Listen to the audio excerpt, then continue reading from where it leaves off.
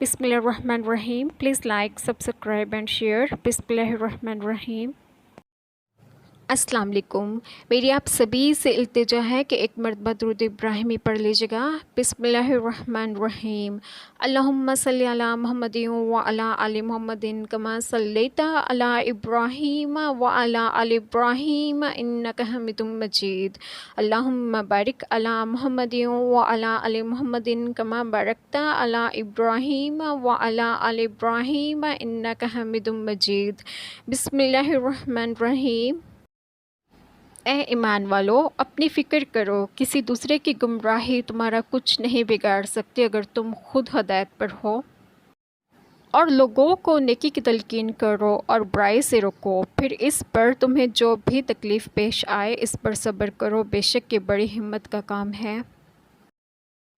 اور اگر اللہ تعالیٰ لوگوں پر ان کے اعمال کے سبب دار و گیر فرمانے لگتا تو روئے زمین پر ایک جاندار کو نہ چھوڑتا، لیکن اللہ تعالیٰ ان کو ایک میعاد معین تک مہلت دے رہا ہے. سو جب ان کی وہ میعاد آ پہنچے گی، اللہ تعالیٰ اپنے بندوں کو آپ دیکھ لے گا.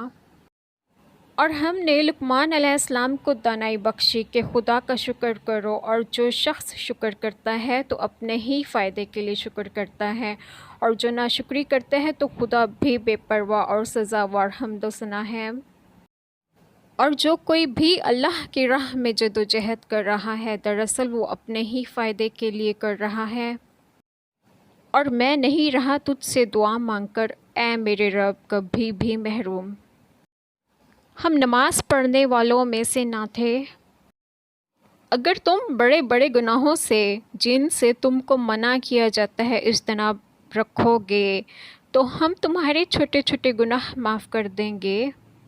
بسم اللہ الرحمن الرحیم. آج جو بات میں آپ لوگوں سے ڈسکس کروں گی وہ یہ ہے کہ انسان کو اللہ تعالیٰ سے امید رکھنی چاہیے. اللہ تعالیٰ وہ ہیں جو انسان کو وہاں سے نوازتے ہیں جہاں انسان کی سوچ بھی نہیں جاتی. جب ہم اللہ تعالیٰ سے کچھ مانگتے ہیں اکثر ایسا ہوتا ہے ہمیں وہ چیز نوازی نہیں جاتی اور ہم مایوس بھی ہو جاتے ہیں وقتی طور پر. مگر اللہ تعالیٰ انسان کو وہ کچھ نوازتے نہیں جو اس کے حق میں بہتر نہ ہو. اللہ تعالیٰ وہی کچھ نوازتے ہیں جو انسان کے حق میں بہتر ہوتا ہے. اگر آپ سمجھیں تو بے شک اللہ ہمارے گناہوں کو معاف فرمائے اور ہماری کوتاہیوں اور گناہوں کو معاف فرمائے اور ہمیں صراط مستقیم کی راہ پر گامزن کریں، اور آپ سبھی کو آپ کے گھروں میں خوش و خرم رکھیں اور صحت و تندرستگی بھی دیں. آمین. جزاک اللہ خیر.